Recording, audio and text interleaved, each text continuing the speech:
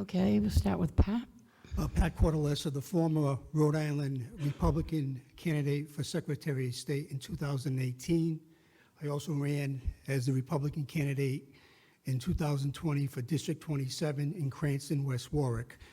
Quickly, I support 7830, I support 7214, I support 7362.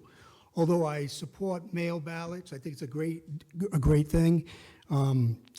I am concerned about removing the safeguards of the witness in verification with the notary. The notary law has been watered down where a notary doesn't even have to know who the participant is who's voting. But the bottom line is, from the testimony I heard tonight, is that could be used in a case of a candidate challenging signatures, where someone can go back in the committee or the Board of Elections and request that information from a notary or the two witnesses if the signature is valid.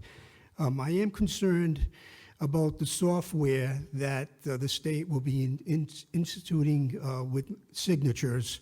I want to know, there's been different things I'm hearing regarding validity. When the signature goes through the machine, is it 100% validity, 50%, 30%? Committee members look into that. With that said, in general, from what I experienced in the 2020 election, there was 4,500 mail ballots that were counted in my candidacy. I requested in writing the day after to go in to review the signatures for validity.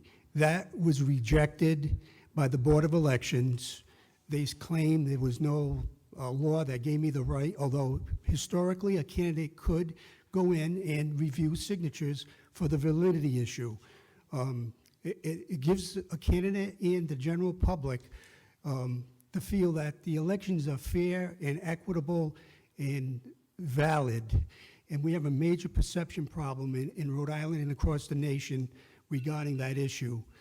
Also, quickly, with the Russian issue, with war potentially, and them claiming and challenging and threatening the United States with cyber warfare, be very cautious if we're going to go with electronic voting.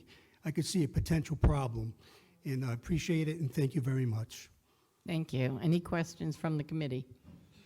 No? Okay. Madam Chair, Yes. I think it's worth noting that earlier tonight, officials from the Board of Elections told us that the signature comparisons are done by human beings.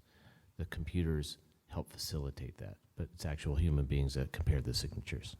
I understand, sir. There was claimed there was two witnesses, but we don't know if they were bipartisan inspectors or whatever. So that's just something to be looked into also. I think a candidate should have the right to post-review signatures on the election. I think the committee should request that to the Board of Elections to put that in the bylaws. Thank you. Any other questions?